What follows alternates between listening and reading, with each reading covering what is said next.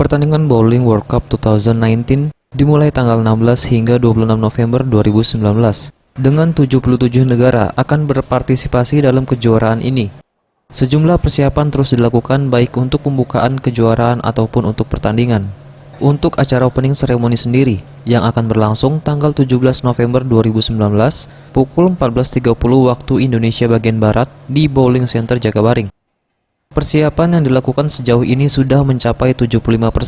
Hal ini disampaikan Fitriana selaku panitia opening dan closing ceremony Bowling World Cup 2019. Untuk persiapan di opening ini insya Allah sudah berjalan sekitar 75%, tinggal finishingnya saja. Dalam 2 hari ke depan kita akan mengadakan gladi bersih.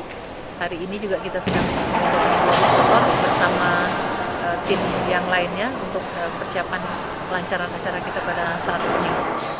Untuk opening ceremony, rencananya akan dihadiri oleh Menpora Republik Indonesia, Menteri Perhubungan, Gubernur Sumatera Selatan, dan petinggi dari PBI Pusat dan Kubika, serta seluruh atlet dan ofisial dari 77 negara. EZPM, Sriwijaya TV.